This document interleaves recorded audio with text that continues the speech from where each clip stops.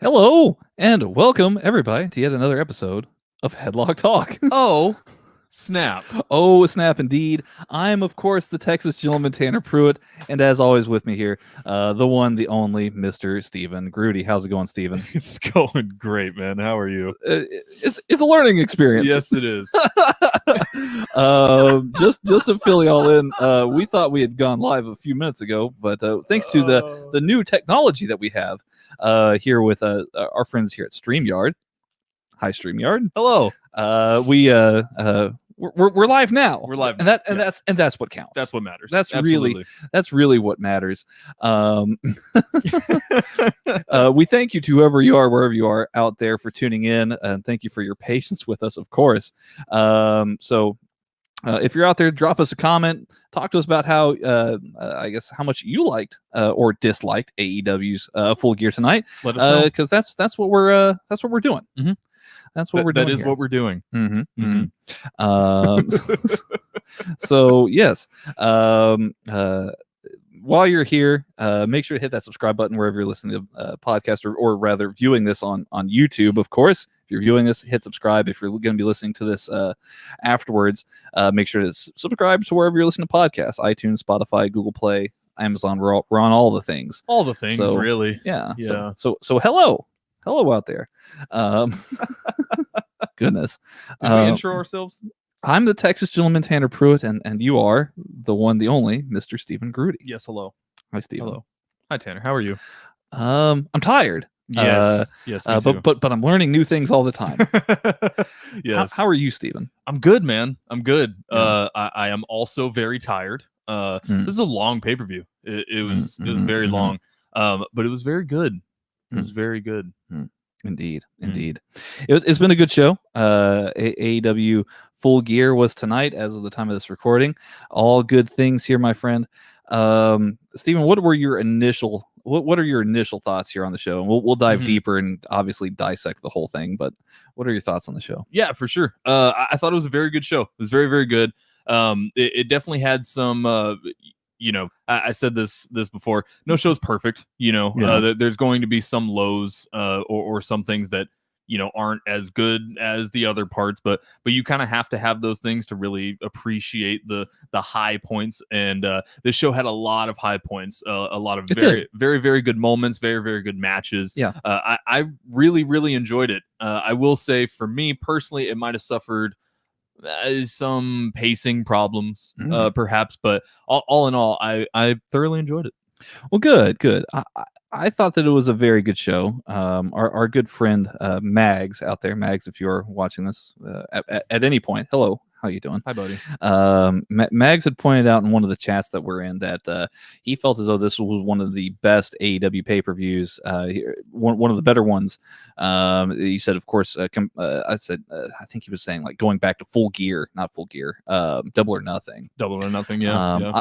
I feel as though it was even better than that. I feel as though this is probably AEW's best pay-per-view, top to bottom, that they've put on this year.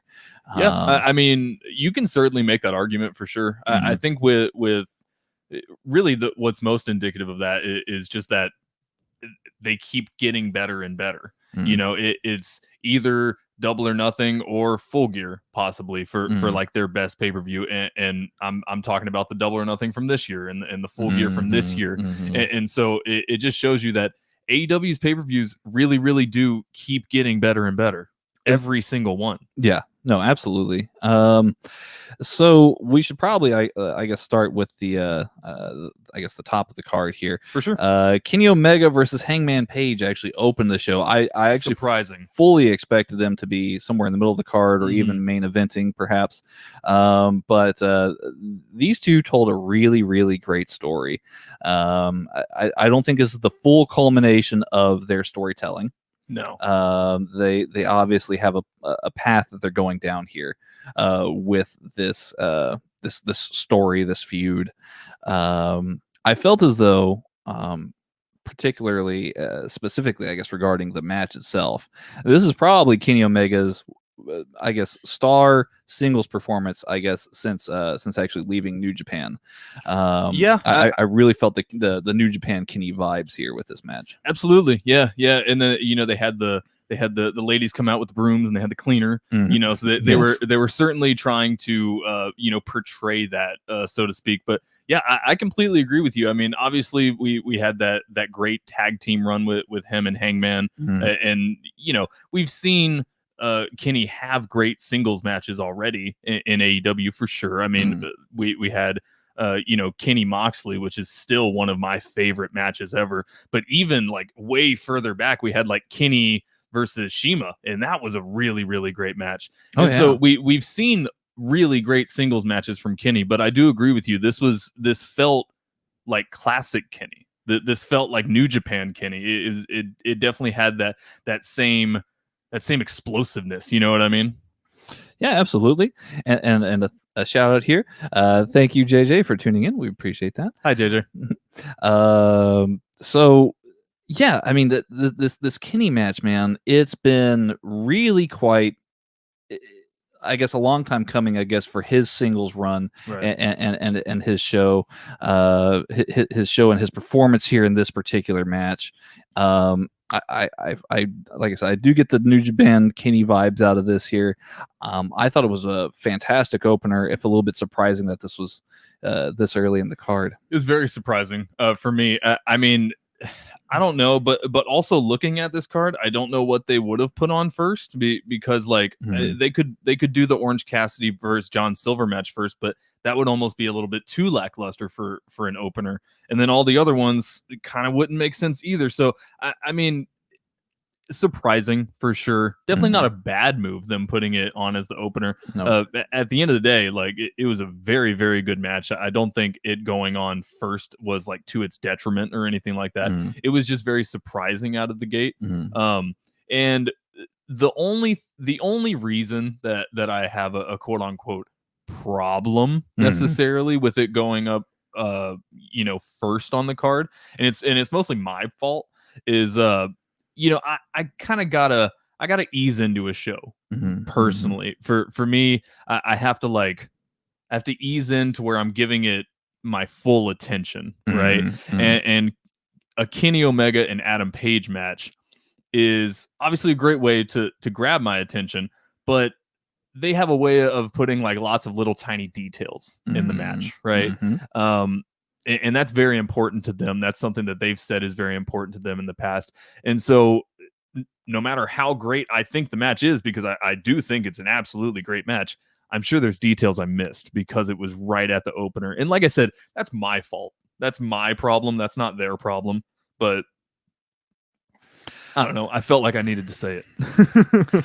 I feel like I feel like this was gonna be very apparent from the start. Like I feel like we all should have known, and we all should have seen this coming, that Kenny was gonna win this match. For sure. But what happens? I guess my question here is, what happens to Hangman now?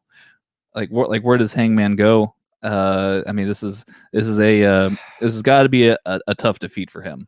Yeah, I mean, it's certainly a tough defeat. It's really interesting because the story that they're telling with Hangman is a very slow burn. A very, very slow burn. And we thought he had hit rock bottom before, when he had his falling out with the Young Bucks and his falling out with Kenny. Now they're starting to get a little bit back together. But I mean, this is almost his rock bottom, at least from a wrestling standpoint. Maybe his relationships are coming back together, and he's getting his friends back and everything like that. But from a wrestling standpoint, yeah, this seems kind of like rock bottom from him. Every time he gets that opportunity, man, it's squandered in some way. What's next for Hangman? Man, I really don't know.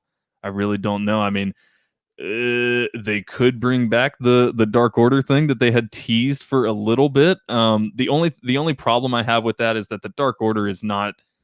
I mean, they're not nearly as menacing as they were whenever they were teasing that at first. And so for Hangman to kind of go back into that, it wouldn't really make a lot of story sense, at least in my opinion. But that being said, I mean, like I said, it's a slow burn with Hangman, and so I'm really not sure. What do you think? Man, I really don't know. I feel like I obviously he hasn't given up this drinking thing, right? Like he hasn't shaken it. You could see after the Young Bucks FTR match, which we are going to talk about here momentarily, you could see him leering out of the entrance ramp. He had a drink in his hand. Maybe that's part of this downward spiral. Maybe someone or something snaps him back out of it. I don't know. Snap back to reality. Oh, there goes gravity. Perhaps. Sorry. One interesting aspect I think a lot of us forgot is that Hangman, he was there with FTR when they signed those contracts with Arn Anderson. Arn Anderson's actually supposed to be managing FTR. That, I mean, maybe I've missed something here in the story. If I have, leave it in the chat for me. I'll gladly read it. That's what it's for. That's what that's for. But yeah, Arn Anderson's supposed to be managing FTR. Maybe Arn Anderson, who we'll get to here in just a minute, he looked awfully frustrated with Cody tonight. Maybe Arn Anderson's the one that snaps Hangman Page back to reality, gets him back into fighting shape, and who knows where we will be another year from now. Yeah. And there goes gravity. Oh, there goes gravity. Yeah. Sorry. Let's talk about Arn Anderson on that segue here. Cody Rhodes. Yes. Cody Rhodes. Yeah. Are you surprised? I am slightly surprised. I also am slightly surprised. I thought it was going to be a little more juicy than that. He honestly juicy. Yeah. He seemed very adamant that he was happy not to go by the Cody Rhodes name. Mm-hmm. But he's obviously selected it now. So I mean, there's that thing. There's that thing that everyone's been talking about where Cody's gonna pull the ultimate heel move, and it is gonna be, oh well, Cody can't challenge for the AEW title, but Cody Rhodes can, and just get all this nuclear go away heat. But maybe that's not what they're doing. Maybe that's not what they're doing. Yeah. Hi Mags, how's it going? Hey buddy. I hope you're doing well. Thank you. We are a pair of top guys right here. This is true. So is Mags. Mags is quite a top guy himself. This is true. Yes. This is also true. We'll be talking about another pair of top guys here very shortly. But yeah, I mean, here's the thing, man. If WWE pulled some shit like Cody can't challenge for the title anymore, but Cody Rhodes can, right, everybody would instantly shit on it. Yeah. If I'm wrong, chat, please tell me. No, I mean, you're 100% right. I feel like that's exactly what the direction of this is. Yeah, Murphy can't challenge for the United States title, but Buddy Murphy can. Buddy Murphy certainly can. Yeah, right. I mean, I completely agree with you. It'd be the dumbest thing ever. It'd be super, super dumb. And we always pride ourselves on, calling a spade and calling people out for tomfoolery, no matter what promotion it is. And AEW, Tony Khan, if you're listening, Cody Rhodes, if you're listening, don't do that, because that'd be super dumb. That would be very, very dumb. That would be super dumb. Yeah. Obviously, if you're tuning in now, we did skip over the Orange Cassidy John Silver match. It's fine. It's fine. It's a comedy match. It was to break up the stuff. Yeah. It went exactly contest. how you would think an Orange Cassidy match would. John Silver sold Orange Cassidy's gimmick very, very well, as we assumed that he would. Other than that, it was fine. They're both super over. Right, that's both very over. That's what matters here today. Yeah. But Darby Allin versus Cody. This has been a very, very good contest, I thought, and a very good storytelling. Mags here in the chat says, I don't think we see Cody anywhere near the AEW title for a long while. Possibly. I really don't disagree with that at all. I think that it's going to take them a minute to get to that point. But dropping the title here tonight, I guess, indicates maybe the suggestion or the possibility that could happen. I mean, yeah, but at the same time, I mean, this is you don't want to just be pushing all the EVPs, and just because he lost the TNT title, I mean, that's more reason to not go to the to the world title scene. You know, like there's so many people in front of Cody to this is exactly what Mags is saying right here. Exactly. Again, our friend Mags in the chat. Kenny, Hangman, Eddie, Archer, still plenty to keep Moxley busy for a year or so.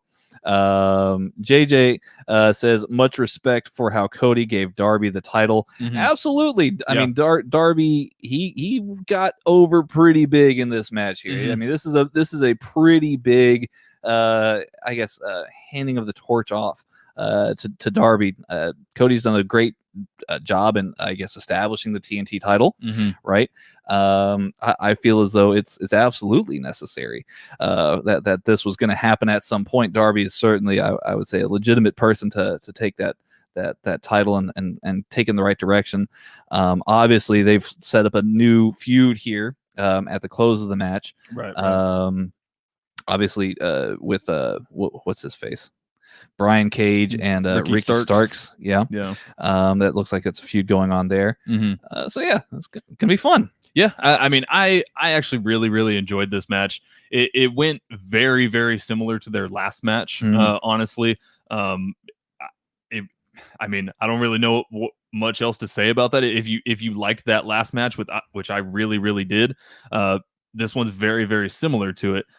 However, I usually don't like finishes like this, but I love this finish. I love this finish just because I thought I knew exactly what was going to happen. I thought I knew exactly what was going to happen, and then out of nowhere, it's just a roll up. That's it. It's just a roll up, and then bam, you have a new champion. I absolutely loved the finish, and great in-ring storytelling too. I thought, in my opinion, because you've got Cody doing the push-ups, right? He's doing the push-ups in the middle of the match, and he's doing all these things that's taking Arn Anderson off, and you can see it. It's very apparent that Arn Anderson is not pleased. He's very frustrated with how Cody handled himself in this match tonight. I think that does lend a little bit to my theory, perhaps, that maybe Arn Anderson aligns himself with somebody like Hangman Page, who really actually needs the help. Right. Mags in the chat is saying would have been more impactful if it was a more decisive win, to be honest. Possibly. He also says, you thought wrong, Grudy. Hey, I mean, to each their own. You know, I can certainly see your point, Mags. I mean, yeah, I want every match to end with the most explosive stunner that's ever been, handed out to anybody. I get that, but at the same time, it's just the fact that I thought I knew more than they did. You thought you did. I thought I knew better than them, and then they threw it back in my face, and they're like, "Nah, here's a roll up." I loved it personally, but I hear your argument for sure. Yeah. Let's see here. What else happened? Obviously, a ton of stuff has happened. I guess we'll be looking out for a Darby Allin, Ricky Starks, Brian Cage feud here. Yeah, I mean they're probably setting up some kind of tag team match, perhaps with obviously there was that sign of respect with Darby and Cody at the end of the match, and with them getting attacked. I mean, I guess it could be Darby Cody versus Brian Cage and Ricky Starks. Maybe that sets up some kind of feud with those guys. I don't really know. I ate a lot of Wingstop, man. You're gonna turn off all the listen. No, I'm just kidding. Mags will probably get offended. Sorry, Mags. Sorry, Mags. Sorry, JJ. Sorry to anybody out there who's listening. What a good time. Hikaru Shida versus Nyla Rose for the AEW Women's Championship. Thought it was actually a really solid match. I personally enjoyed this actually more than their first go round where Hikaru Shida won the title in the first place. Really? Yeah, I thought I really enjoyed it. Fair enough. What says you, Mr. Grudy? What says you? No, I mean it was a good match for sure. I think. Honestly, I think I prefer their first match when Shida got the title off of Nyla Rose. For whatever reason, obviously Hikaru Shida, she looked as good as she always does. Hikaru Shida is great. She's been a fantastic champion. Nyla Rose, that first match with Hikaru Shida, that was one of the first matches that I saw from Nyla Rose that really kind of changed my mind about her. And basically put in my mind that yeah, she was just green, but now Max, that handprint on Nyla's ring gear was yes. unfortunately placed. Indeed. Perhaps so, yes. Indeed. But that was the first match from Nyla where I was like, okay, she's really getting somewhere. Like she is absolutely making progress, and she's looking a lot better in the ring. Tonight looked like a pretty big step back from her, at least in my opinion. I don't know if it was just she was rusty for whatever reason, or if she just got gassed really quickly. I didn't think the match was that long, honestly, and I've seen her in matches longer than this. But I don't know. For me, this seemed like a pretty big step back. JJ says it was good. I could tell Nyla was easing up on her moves so she wouldn't hurt her.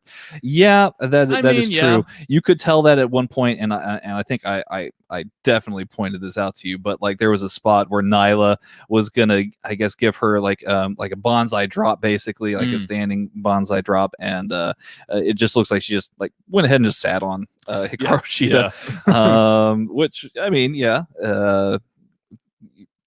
that happened. That did happen.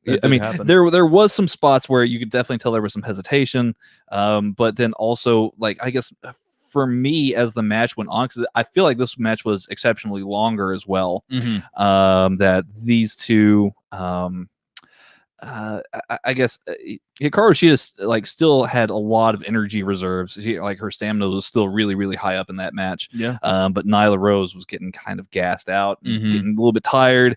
You could tell like the kickouts weren't nearly as like as crisp, and there's nothing wrong with that. Obviously, that part of that could obviously be selling too. Who am I to say? Let's see here. Oh, her friends over at the Shooting the Sports Ish says this platform looks dope. Oh, well, thank you. Well, thank you, whoever you are. Yeah, and thank you to StreamYard. Yeah, for this dope platform. Indeed, it is dope. I wonder if you should go check out Radio Techers on Monday for some Premier League news and reviews there. Ooh, I love this take from JJ right here. Shida lifting Nyla worked well. 100%. Absolutely. It worked very, very well. Yeah. There was one Falcon arrow that wasn't as crazy as it could have been, but at the same time, look at the size difference between those two. Yes. Taking that into account, Shida did fantastic. She did. So I completely agree, JJ. Absolutely. Shooting the Sports Ish says, just checking in for a minute, still watching SNL. Good luck on the show, boys. Ah, yes. Thank you, Tony. I appreciate that. I heard Dave Chappelle was on SNL. He was on SNL tonight? I believe he was the host. Yeah. Well, pretty interesting. Yeah. Well, tell me how it goes, Tony. Yeah. I'd love to hear about it.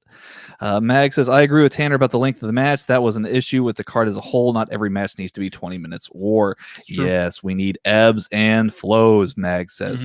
I would agree with that. Yes. Not every match needs to be a 20-minute war. If it means if it calls for it to be, then yes, absolutely. We would love for there to be these long matches here, but I wonder if maybe that was part of the problem with Nyla Rose is maybe it's just a little bit longer match that she might not be used to. It was kind of a problem for the whole night. I think that would be the only thing that I really have against the show is that every match wanted to be epic. It was very long. Yeah. Every match wanted to be that way. And I think like this for the Matt Hardy match, for example, which we'll talk about here in just a moment, that match suffered surely from like trying to have so many creative ideas.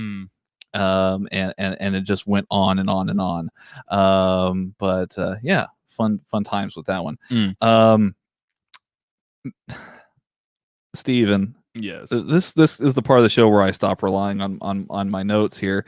I don't have any notes for this one. I really honestly do not. I'll show you right here. I have 0 notes. Like if you can read that, I have 0 notes for the FTR Young Bucks match. FTR versus the Young Bucks. If you are familiar with not Radio Techers, if you're familiar with Headlock, Radio Techers, all my Liverpool gear here, you can see that. You can check that out. Radio Techers on YouTube at a later time. If you're familiar with Headlock Talk lore. Yes. You must know that I had made a wish probably somewhat towards the beginning of Headlock Talk, maybe sometime at some point. I couldn't tell you.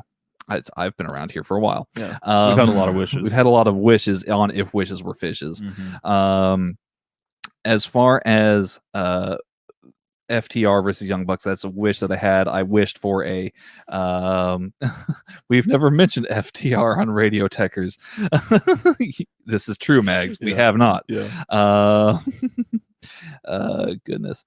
Mags also says he only had 2 issues with the card, the match links, and the commentary. Again, yes, absolutely agree. Yeah. But no, FTR Young Bucks, this has been a dream come true for me, and they did not disappoint.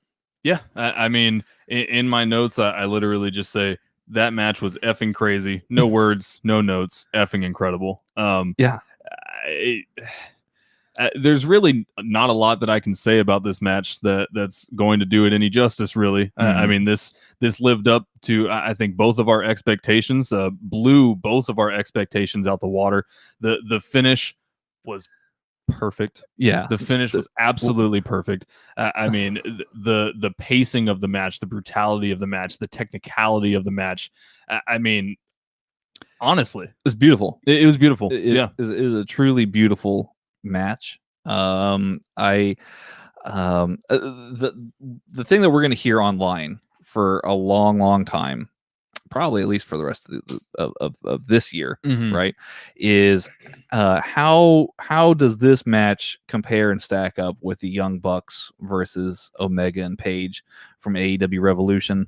Obviously, we have to look at this year in 2 different kinds of lenses. It was spot on take there, Mags. Spot on take here from Mags. It was the best match on the card, and it's not even close. Yes. Absolutely. JJ says the tribute to 2 tag teams in this match was the tribute to tag teams in this match is beautiful. Yes. Mags says the callbacks to the history of tag team wrestling was glorious. Absolutely. Yes. Like for you, I mean, obviously you don't have to answer this question, but like, I mean, you on one hand you have the match from Revolution, on this hand you've got the match from Full Gear, the one that was tonight. I mean, both are pretty damn perfect.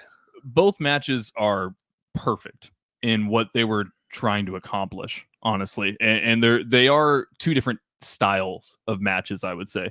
You know, the Young Bucks. JJ says I was trying or typing beautiful. Typing, when you said it. Exactly. Well, yeah, absolutely. It's perfect.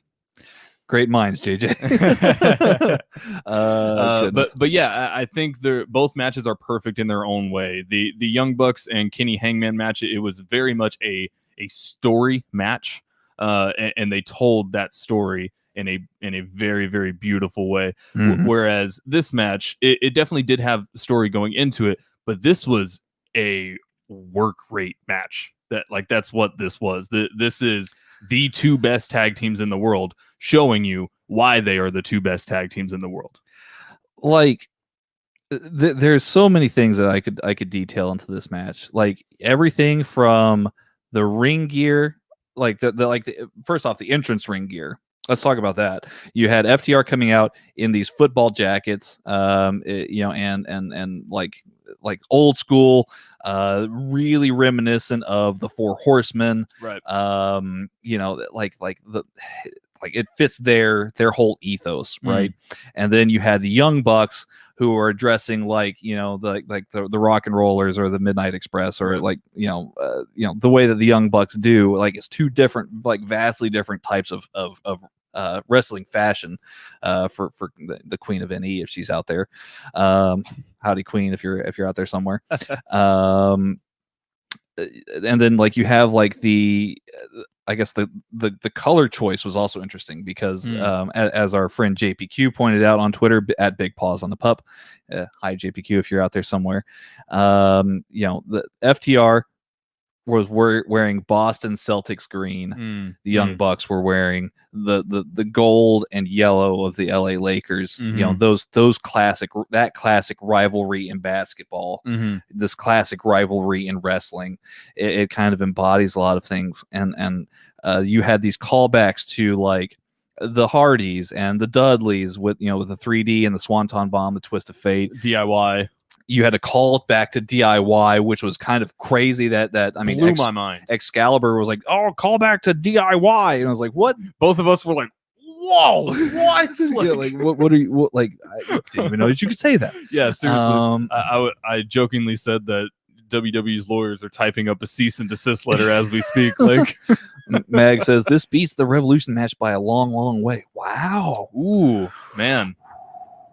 This is good. This is gonna make some end of the year review. Spicy. That's a spicy take. That's a spicy take. I don't disagree. I don't either. Like it's gonna take a while for me to digest this and watch both matches back. But at this point in time, I do not disagree with you, Mags. JJ also says, going back to the women's match, do you think that it's time for Vicky to stop with the excuse me? Yes. Yes. It kind of freaks me out sometimes. It was. I'm not gonna lie. It was very funny the first few times. Like, it was very, very funny. But yeah, you need to stop. I hated it then, and the only reason it was funny is because it's been so long. But now you've been doing it for so long again that it's like, yeah. Look, I really need you to stop. Like, I really, really need you to stop. Please don't do this. Yeah. The end of the tag match was perfect. So good. For years, as the Revival, FTR had been going by the this moniker, this ethos of no flips, just fists. There was a hesitation there. There was a 450 splash attempt. Yeah. And it was the flip that ultimately sealed the deal here for FTR. Losing the titles to the Young Bucks. It wasn't their thing. So poetic. The selling in this match was off the charts by both teams. Like, this is the mid-match injury on the hand that Dax had. And then they put the splint in there. What? Mag says he didn't like the finish. Sorry if I just like exploded the mic. I'm so sorry, but like, are you serious? Really? I think that's oh man, that is a hot take, Mag. That is a very hot take. That's a hot take. Yeah, I thought, man, like I thought there couldn't be a better finish than that. Honestly, truly. I mean, this match is about the two best tag teams and the two best tag teams having two completely different styles. You know, the Young Bucks are extremely flashy, extremely acrobatic, whereas FTR is very, very grounded, very, ground heavy, fist based and everything. Yeah, they're brawlers. They're a throwback to, again, the Four Horsemen. Exactly. And Young Bucks, they just keep grinding down FTR. FTR's trying everything they possibly can to put these guys away. And Cash tries, is it Cash? I believe it was Cash that did the 450. I think so. Cash tries this 450 just to try to get onto their level. And it just proves that the Young Bucks are better. JJ saying the end caught the Mister's attention to put his phone down, and that's rare. That's saying something. Nice. Mag says Cash went down to a super kick from a bootless foot on a leg that took a whooping. You're nitpicking. I think you're nitpicking. I think it's the like being hit with a Slim Jim. That's pretty good. I think it's it's the poetry of it. That's what it is. It's a beautiful match. Yes, it's such a beautiful match. I feel as though it's kind of strange, Mags, that you didn't like the finish that much, but you thought the match was better than the one from Revolution. I mean, you can certainly make that argument. Like, minus the finish. I think yes, the finish was just like the cherry on the top, the extra whipped cream on an already amazing match. But I mean, however you slice it, I mean, me personally, 5 stars, A+.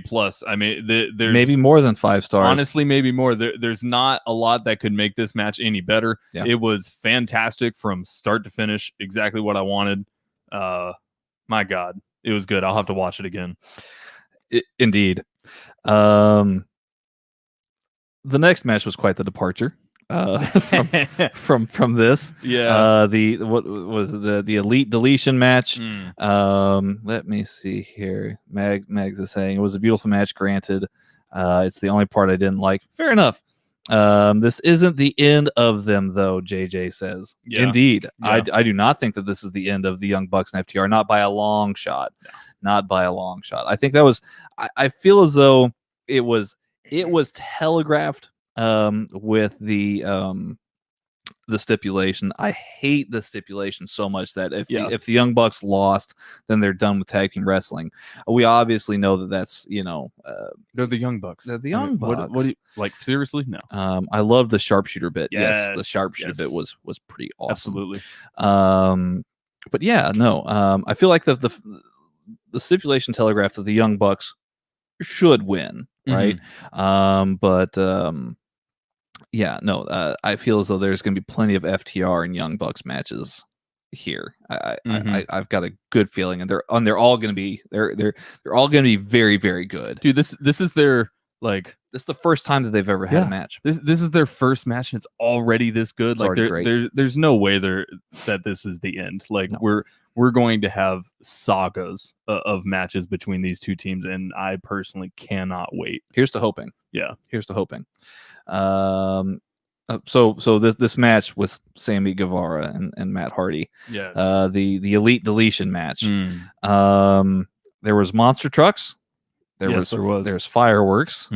There was Gangrel. Yes. There was the Hurricane. Private Party. Santana and Ortiz. Were there. Neo won. Yeah.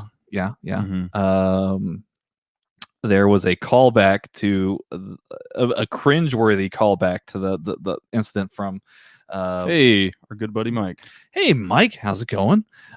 Mike says Cash did something out of the Young Bucks playbook and it came back to bite them. Yeah, absolutely. Flips. Mike gets it. Flips. Yeah. The flips bit the FTR right in the ass. So this Elite Deletion match, man, it's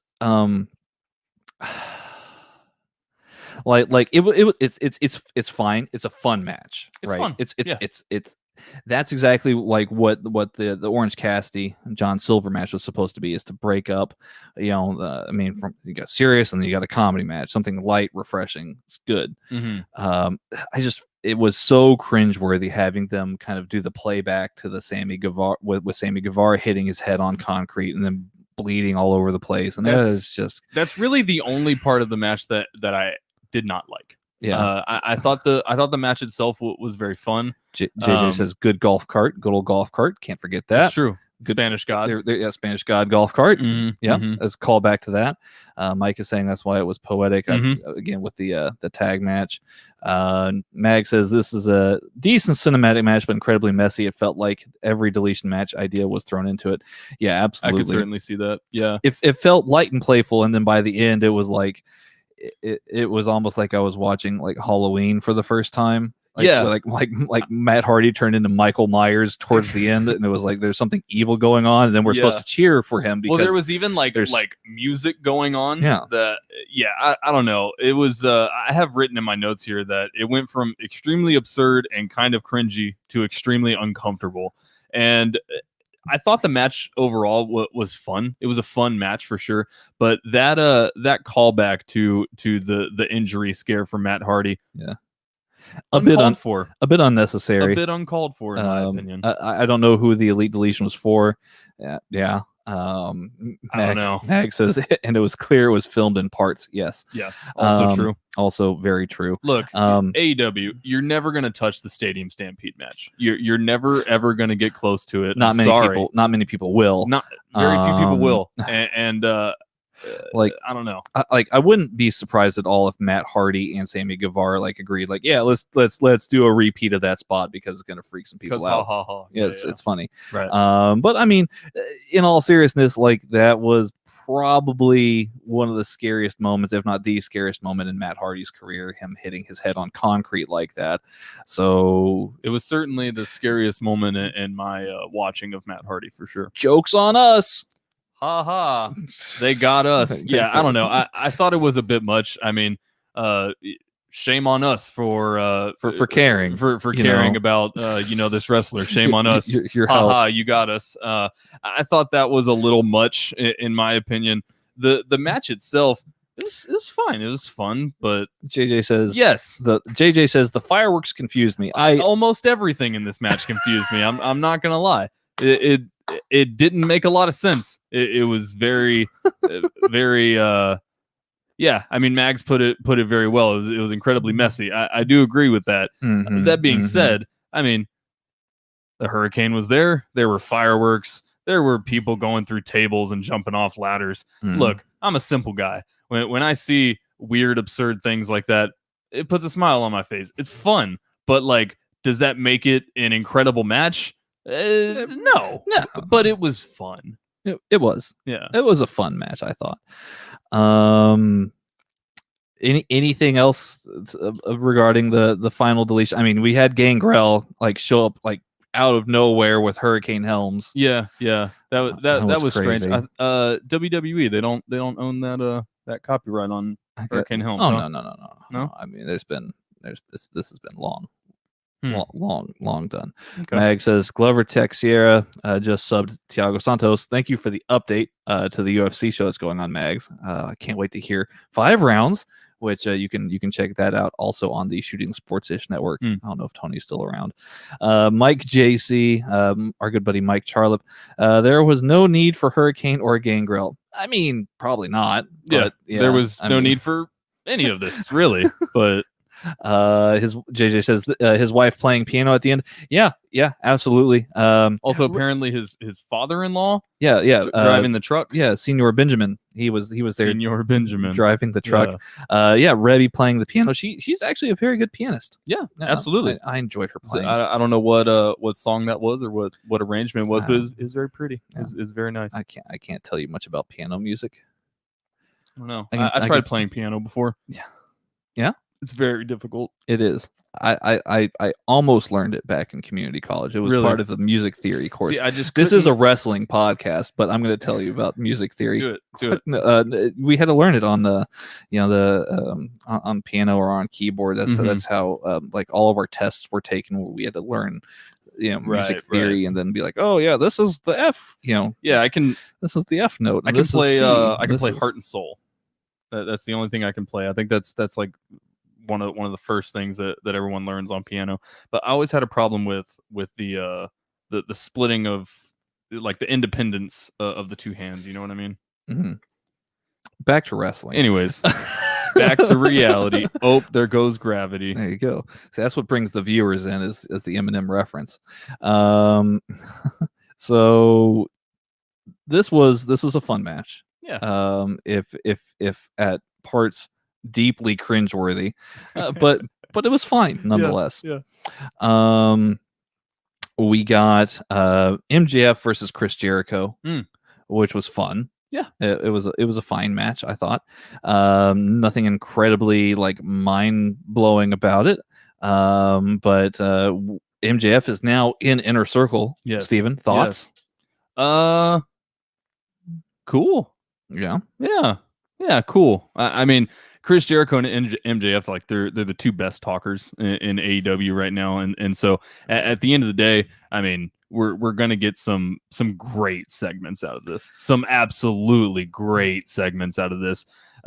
So yeah, I mean the match itself was fun. Like you said, nothing mind blowing. It was a Chris Jericho MJF match. Both of them are very good. Don't get me wrong; they're both very good. So it was a good match. But I don't know.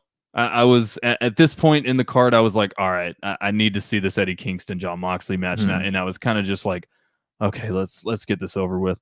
With nowadays with Chris Jericho and MJF, I prefer their segments a lot more than their in-ring stuff. And like, I don't mean that in like a bad way. Like I said, they're both very good. They are both very good, but I don't know. They bring more to the table with their character than they do in the ring, in my opinion. Yes. Hot take. Sorry. Yeah, I mean, no, I mean, I think that's fine. I mean, MJF is a very good wrestler. Chris Jericho is obviously one of the all-time greats. Yeah. Right. Like we can end that part of the conversation there for sure. And I wholeheartedly agree with that. This match was decent. Like I never. for me, this was never about the match. This was always going to be about, what's going to happen if MJF does join Inner Circle. Yeah. And I think the tip off here too was that even between Wardlow and Jake Hager, there was a bit of distrust there between the two. Mm-hmm. Even if Jericho and MJF didn't see it, you can tell in the separate I guess the heavies in their corner that there was even like this is not a marriage meant to be, right? Yeah. No, I loved how MJF and Wardlow kind of like bent the ropes apart to let Chris Jericho through. But then once Chris Jericho and MJF went through, Wardlow was like, "Nah, I'm not holding the ropes for you, Hager." Right. That was a cool little touch there for sure. Yeah, I liked it. It was a nice touch. Let me see here. Mike is saying Chris Jericho and MJF are too similar to have a show stealer. That's a good take. Yeah, that's a good take. Yeah, I agree with that. They're very much one and the same, and I think that's another part here that we're gonna have to consider here about this match is that these are two guys that would typically be the alpha in whatever faction that they're in. So this is not a marriage meant to be between these two. Like the wallpaper sticks to the wall. Yeah. I don't know the song, nor do I really sing.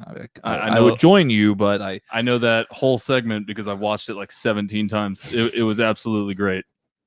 I don't care what anyone says. It was a beautiful segment.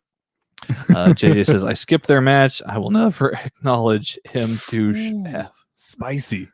Spicy, JJ. Wow, goodness. See, you got to keep singing, Steven. The more times that you keep singing, the more eyes that come in on enjoying this stream. That seems like a coincidence. I don't think that's me. Maybe it is. The singing, that's what brings the people to the Headlock Talk. That's what I'm finding out here about this stream. So Steven, MJF in Inner Circle over 2 months. You think it's like if we have like a prediction here, you think MJF is gonna last the 2 months or get to another like a pay-per-view like Revolution? Will we get there before MJF breaks out of Inner Circle or before some other kind of inner turmoil happens? Yeah, so they did make a point of saying that it's MJF and Wardlow in the Inner Circle, and I'm not sure how long we're going to have MJF in there. I do think they'll kind of try to milk the relationship with him and Chris Jericho. I think MJF is going to outlast Wardlow in Inner Circle. I think Wardlow is going to be leaving first. He's going to blow up in some way on Hager or vice versa, and it's going to ultimately lead to Wardlow not only leaving Inner Circle but also leaving MJF. Ooh. Yeah, which I've been waiting for so long. Wardlow is so good and deserves to be a top guy in the company. I thoroughly believe that. So if this is one way that we can get there, yes, please. Super good shout there with Wardlow being the one to leave the Inner Circle. I did not even consider that.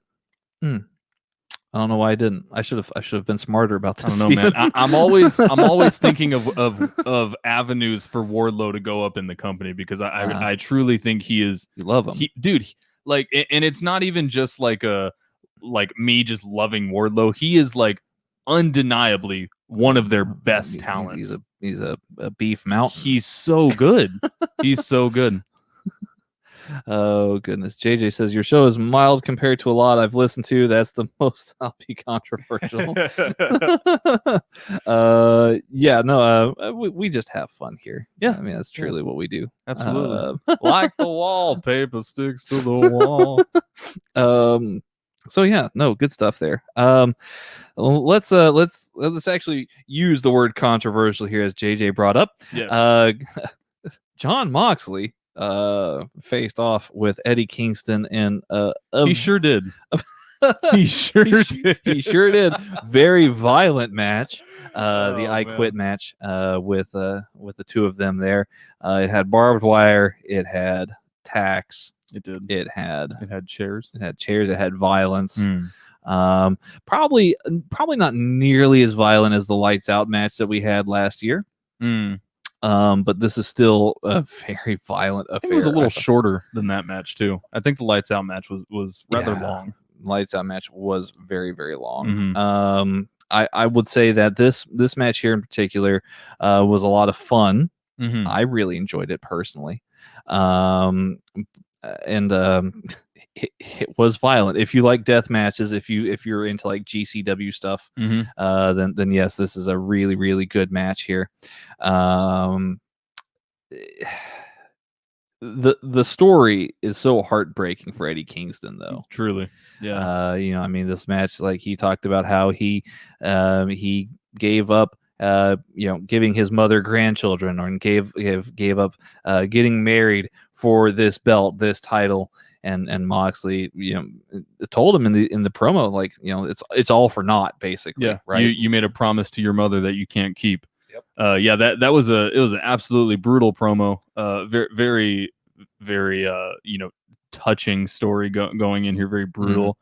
Mike says Moxley had a Moxley match that wasn't drawn out like the Omega match, and it was good.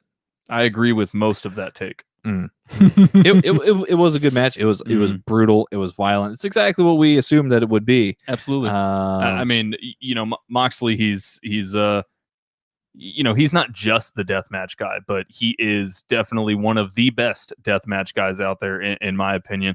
And, bringing that to AEW, he's had some of his best death matches in his career in AEW. And I mean, I don't know. I know a lot of people aren't too keen on these kind of matches. They're just a little too brutal. The blood and the blood and guts crap. A lot of people don't like it, but me personally, I'm a huge fan of it. John Moxley's very good at it. Before this, I wasn't. I've seen Eddie Kingston on Dynamite, obviously, but I haven't seen a lot of his deathmatch stuff. And man, he held his own like nobody's business. He's brutal, man. Like yeah. he's like I've seen his stuff elsewhere, and he's a man of principle, right, dude? And I love his playing into the gimmick of the Mad King with him like having that like maniacal laughter. Like, well, it was very, very good. That's why they call him the Mad King, because of match types like this here, Steven. That was great. So I mean, this match is not a 5-star classic. This is not a. I mean, it doesn't have to be. It's like, yeah, it would be weird to judge it in that kind of way, in the same way that we would have judged FTR and the Young Bucks. Right. I mean, this is still a very, very good match if you're into this level of brutality. But yeah, interesting stuff at the end of the show. However, after John Moxley choked out Eddie Kingston with the barbed wire and forced him to quit, which is particularly brutal. Kenny Omega. Yes, stepped out. He says he doesn't want any of this kind of stuff here. He wants a straight up one-on-one match with John Moxley. Right. Steven, point blank here, is Omega the one to beat John Moxley? Yes. Yes, I thoroughly believe that. I think this is what we've been building to. Honestly, I think that this is the whole point that they made with Kenny Omega going back into singles and trying to prove himself as a singles competitor after being in the tag team scene for so long. I mean, Moxley has had a hell of a run, absolutely fantastic title run. He's beat everybody. I mean, there's no one left to beat. But yeah, it's Kenny Omega, man. I think it's his time. Him going back into singles is for a reason. They're not saying this for no reason. It's ultimately going to lead to Omega Moxley, possibly at Revolution, most likely at Revolution. Most likely, they're probably going to spend these next 4 months building towards that. I ultimately think, yes, Omega will be taking the title off of Moxley. This was the Revolution will mark a year from Moxley beating Jericho, so yes, it would be quite filling. Yeah. JJ says semi-hardcore did enough to make sure they did not get hit by the FCC. Yeah, absolutely right. Yeah. I think the what was it? I can't remember where they were last year when they did Full Gear, where they got in trouble. But yeah, it was like some state law about like like sport violence or something like that. Yeah. So yeah, that's when they got. How you know you're doing it right. That's when they got slapped. So yeah, AEW Revolution will be the next show. Again, presumably that's when we would get Moxley versus Omega. Mm-hmm. Please, AEW, if you're out there listening, let's not do a Dynamite match for this. Omega is clearly the number one contender. Let's hold out until Revolution to do this match here. Mike says, I've been saying since their feud last year, and as soon as Moxley won the belt, everything that Omega has been through since then was building to Omega winning the belt off of Moxley. Yes, absolutely. And I will add to that and say that along with that here, Mike and Steven, and JJ and anybody else out there listening, thank you, of course, for joining us once again. Yes, thank you. Not only is this what Omega's been building to ever since he lost that match, but now we're also seeing this is what Hangman is now building to. Yeah, Hangman is now in the place where Omega was this time last year. Mm-hmm. He's at rock bottom. How does he build from this point to a year from now? Mm-hmm. Maybe where he'll be facing Omega at a Revolution or at a different event, right? Mm-hmm. That's the storytelling. That's some smart stuff here by AEW. Yeah, absolutely. And they're holding all the cards with that, and they're doing it so well with Hangman. I mean, he's hit 2 separate rock bottoms at this point, and it's going to take a lot for him to climb up through there. But obviously, I know it's funny that Mike's in the chat right now. We had discussed this actually earlier today with Hangman and the rankings of AEW and them kind of not meaning anything. But one thing that we found out last year is that rankings reset every year, and so maybe this is the chance for them to kind of make the rankings mean a little bit more, and maybe this is a chance for Hangman to go on an absolute tear throughout the year 2021, ultimately leading up to, like you said, him and Omega meeting. Mike says Darby versus Hangman at Revolution. Not a spoiler, a prediction. Possibly, yeah. I mean, Darby needs challengers, though. It does say it does feel like they are going to try and maybe go with some kind of story here at some point with Brian Cage. That seems to be carrying on quite a bit. But, I mean, nothing's saying they couldn't do the Hangman thing first and then bring that back. I don't know. Possibly. Steven, any final thoughts on the rest of the show? Anything at all that we need to cover that we haven't covered yet already? I think we covered everything. Pretty well. All as much as we could. I mean that tag match. There's not much that we can say about it, other than watch it. It's extremely good. Yeah. It's very, very good.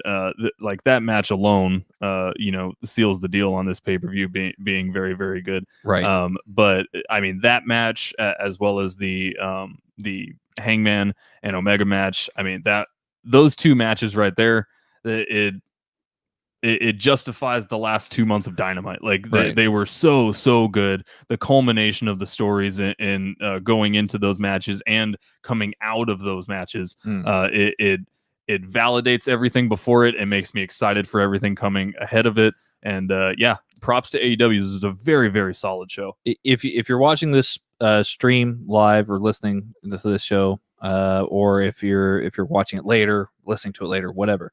If for whatever reason you haven't bought the show, the big reason to buy it, I would say, would be the tag match, of course. But also, Darby versus Cody was good. Hangman versus Omega was great. Obviously, if you are into a good amount of violence, John Moxley versus Eddie Kingston was also very, very good. A somewhat more emotional type of match as compared to maybe ultra violence, that we would have otherwise seen. But yeah, check out the show. I would say. I would say this time around, the $49.99 was worth the purchase. If anything, a little bit long, as Mag put it in the chat earlier. JJ says, found your show on Google Podcast. Had fun. Good night, guys. Well, you as well, JJ. Thank you for tuning in. You have yourself a great night. Yeah, thank you. Thank you. And then Mike also says, for the most part, all the big matches on this show slowly built to a definitive conclusion the way it's supposed to be. Yeah, absolutely. 100%. Absolutely. Yeah, Love it. I couldn't agree more. Like Tanner was saying, $49.99. I didn't feel jaded. I didn't feel cheated for that. I thought that was very, very fair. I mean, yeah, honestly, this pay-per-view was pretty much as good as it could have been. Like really, I highly recommend this show. Yeah, absolutely. And we highly recommend this show. Yes. Thank you guys for tuning in yet again to another episode of Headlock Talk. We're glad that you were able to join us here this evening. I guess there's only one other thing but to do here, Steven, and that's to take a deep dive down into, of course, If Wishes Were Fishes.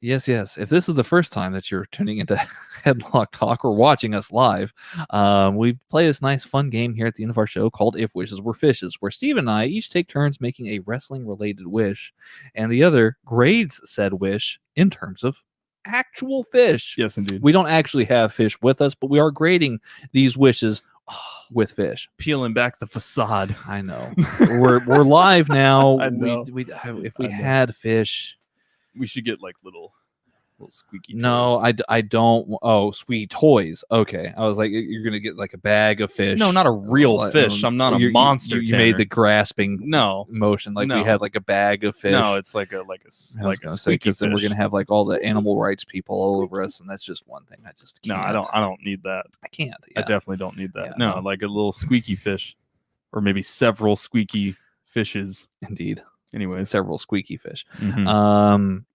Steven. Yes. Do you have a wish? I do. Fantastic. Do you have a wish? I do actually. Oh, good, would you like to go first, or would you like me to go first? I can go first. You want to go first? Yeah, okay. Yeah. So Steven will go first. Yeah. So obviously we have all the fallout of this show, and I mentioned earlier that I believe that Wardlow will be leaving Inner Circle before MJF does, and what a more perfect thing for Wardlow to be able to do than to challenge Darby Allin for the TNT title. So I mean, it's a pretty simple wish, honestly, but I think with MJF being kind of for lack of a better word, busy with Inner Circle, Wardlow, once he leaves, is going to need something to do, and they're going to need to give him an avenue in order to start building him in the company and start building him to the top of the card. So if Wishes Were Fishes, Wardlow will challenge Darby Allin for the TNT Championship. No, that's a good wish. That's a good wish. Thank you. I know that you're a big fan of Wardlow. I am. Right. He's phenomenal. He's good. He's very good. I'd like to see more of him wrestling, actually. For that, because Mike brought up that this was a 4 out of 10 segue. I will give you 4 out of 10. I don't know what the 10 part is, but 4 out of 10. Actually, no, 4 sardines out of a tin can. You actually deserve more, but because Mike, I just it fits the joke. No, you deserve far more than that. That's okay. I appreciate it. Or 4 more. So maybe I'll bump it up and make it 8 sardines out of a tin can. All right. Well, I appreciate the fish. Not a big fan of sardines, but I'll figure it out. You could consider it like the tin can is kind of like symbolic of the coffin, like coffin drop, like from Darby Allin. Of course. So does that make Wardlow the sardine? I mean, perhaps. Interesting. You give me a lot to think about here. Yeah, it's deep. Very metaphoric wish. If Wishes Were Fishes, Steven. Yes. There was recently a match on WWE Network. We're gonna actually navigate away from AEW Slight universe. departure here. A little bit of a departure, exactly. Mike says 4 out of 10, 4 out of possible 10. Oh, I see. Fair enough. So WWE had this match on the WWE Network, where it was AEW, not AEW. What am I doing? NXT it's UK. Very late. Yeah, NXT UK. They had Walter face off with Ilya Dragunov for the WWE NXT UK Championship, and what is probably one of the more brutal matches WWE has ever showcased that I can remember. This was Ilya and who? Ilya Dragunov and Walter for the NXT UK Championship. I've been so disconnected from NXT UK. I really need to jump back in. I would recommend that this would be a good time. I would say that sounds like a great starting point. If you have time tonight, we could probably watch it. We'll see. I don't see why not. It's a little bit late, but yeah, it sure whatever. is. But so this was a particularly brutal match. One of my favorite matches that I remember Walter being in was actually Timothy Thatcher facing off with Walter in Progress Pro Wrestling for the for what was once the Atlas Division Championship. That was a very, very good match. It was a great match between those two. Yeah. So if wishes were fishes, WWE allows Timothy Thatcher to go over to NXT UK. I think he fits that mold much better. He does the quarantine, and then Timothy Thatcher has this match with Walter, has a feud with Walter. Very nice.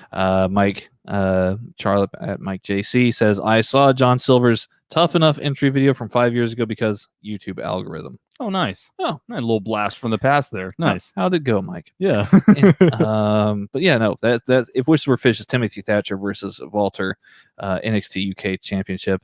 Let's see how brutal we can make NXT UK. Yeah.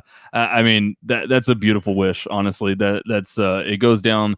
That match between Timothy Thatcher and Walter is definitely one of my top matches from Progress. 100%. It is a very, very, very brutal match. I mean, Timothy Thatcher's chest almost exploded like 17 times during that match with indeed some of those just crazy chops from Walter. So yeah, I mean, give me a part 2. Like I'm so down for that 100%. And it gives Timothy Thatcher something to do that's more him, if that makes sense. In my opinion, I do like the kind of like school. What's the school that he has? Thatch is Thatch Camp. Yeah, Thatch is Thatch Camp. I do like that segment for sure. But it's a little weird also, just knowing Timothy Thatcher and seeing where he came from. Mag says he is back, Bishes. Oh, hello, sir. He arrived just in time for the fishes part. This is true, which rhymes with Bishes. Yes. Mags, to fill you in, I've just wished for Timothy Thatcher to face Walter in yet another brutal match for the NXT UK Championship. Like I said, absolutely beautiful wish. I'm 100% down for that. And yeah, for the title, 100%. Yeah. Wow. Let me go ahead and give you I'm going to give you 6 octopi for that. It's a very big wish. 6 octopi fills up a lot of space. Yeah, lots of tentacles for grappling, like what we will see in this match. Certainly, exactly. Yes, I was building to that. Oh, but, I'm sorry. No. It just shows that we're on the same wavelength here. But 6 octopi, big match, a lot of grappling, and big men, a lot of grappling. So yes, big men and lots of grappling, indeed. Here, Steven, it's been a wonderful time reviewing this show with you and reviewing the show with all of you out there. Absolutely. Thank you all for tuning in. We really greatly appreciate it. And if you're here in the chat today, if you haven't yet done so, hit that subscribe button wherever you're watching this show. I assume on YouTube. We're right here. Or if you're if you're going to be tuning in later on podcast form, you can find this show as well as many others from Headlock Talk on iTunes, Spotify, Google Play, Amazon. I think we're now on Amazon. That's pretty cool. I like it. No, one thing that I always I always have like a personal point of pride with is if you just go to Google and type in Headlock Talk, we're right there. Well, Mag says octopuses aren't fish; they're cephalopods. If wishes were aquatic creatures, then like we're splitting hairs at this point. Man, you're dismantling our most popular segment, Mags. Producer status, Mike and Mags, probably so. Yeah, I mean, yeah, you're not wrong. Certainly, you're not wrong. At this point, I mean, y'all are in the live chat, filling up with comments. But I mean, at the end of the day, Mags, you are correct. They are cephalopods. So yes. I apologize, but I'm not taking the fish back. So I'll keep the fish. You can barbecue a good octopus, which that's definitely going to get the animal rights people here on the channel. So yes, please hit that subscribe button wherever you're listening or viewing this show. Greatly appreciate that. Hit that thumbs up, like, share, subscribe. Tell your friends about Headlock Talk. Greatly appreciated. Thank you all for stopping by for the live stream. Greatly appreciate you guys for doing that. If you haven't done so already, also follow us on Twitter at Headlock Talk. You definitely check us out there. That's a lot of fun. Hit that follow button. I'll follow you back. I just follow people all day. That's what I do. That's kind of creepy. You can also follow me on Twitter at TexasGentleman_, where I talk about wrestling and Premier League football. With Mags. Yes. You can see him here. After Dark 8 Octopi Legs, possibly so. We will have in this run here of Headlock Talk shows, we will have After Dark 6 Straight to Hell, which I guess that was a fun time to announce that. That's cool. We'll be perfect. Yeah. But what will it be? After Dark 6 Straight to Hell. We'll see what it is. Mags probably knows. Yeah. So follow us on Twitter. I'm on Twitter at TexasGentleman_. Follow us on Twitter at Headlock Talk, which is a great time. Good memories. Steven, where can the people find you? So you can find me at Twitter or on Twitter at Groody Steven, Groody. Some people have trouble with my last name. At Groody Steven on Twitter. You can obviously find me every Monday with the Texas gentleman Tanner Pruitt right here on Headlock Talk. Mags. Hey, that's Mags. There's Mags. Yeah. You can also find me as well as Tanner as well as Mike Charlip on 3P Gamecast every Wednesday. Breaking down news from the gaming industry. We're waiting on the PS5 and Series X. We just talked about on this upcoming show. We just talked about some of our favorite games from this last generation. So that's a good time. You can also sometimes find me on Radio Techers. I've been on there once so far. I'm really hoping that you guys invite me back at some point soon because I had a lot of fun. I'm sure we will. Yeah. Yes. If you're into Premier League stuff, again, follow Radio Techers. Radio Techers. RADIOTEKKERS. Yes. Tune into that show as well if you're into the Premier League. It's with me and Mags. I'm actually really annoying, aren't I? I don't think so. Nah, I think you're a swell guy, Mags. That's if you were annoying, we wouldn't be doing Radio Techers. I wouldn't want to come back on Radio Techers. Steven wouldn't want to come back. So we're doing something right here. Yeah. But yeah, fun times, great memories. Tune into that show as well if you're into Premier League action. But I can't think of anything else, Steven, so we might as well get out of here. Yeah, you want to do sponsors? We can do sponsors. It's a live stream. Maybe now's not the time. We can do sponsors later. We'll do if you're interested in what we sponsor, we'll put the links in the below. You can check that out in the description. Yeah. A wise man once called it the doobly-doo. Yeah. I'm probably never going to be on that show. Not a Premier League guy? Watch some Premier League. Yeah. Watch some Premier League, Mike. I mean, to be fair, I had only been watching Premier League actually watching Premier League for like a week. No, maybe 2 weeks. When I got onto Radio Techers. So. Oh yes, at that time. Right. No, now it's closer to like a month, maybe 2 at this point. Yeah, you've probably been watching for about 2 or 3 months at this point. Yeah. So yeah, check it out.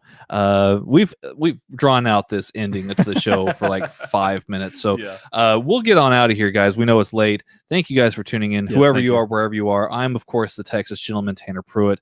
This is the one, the only Mr. Stephen Grudy. Y'all take care of yourselves and have yourselves a wonderful rest of your day. Yeah, thanks for listening, thanks for watching, thanks for joining us, guys. Thank you, guys. Like, share, subscribe, tell your friends about Headlock Talk. Be safe out there. Bye bye.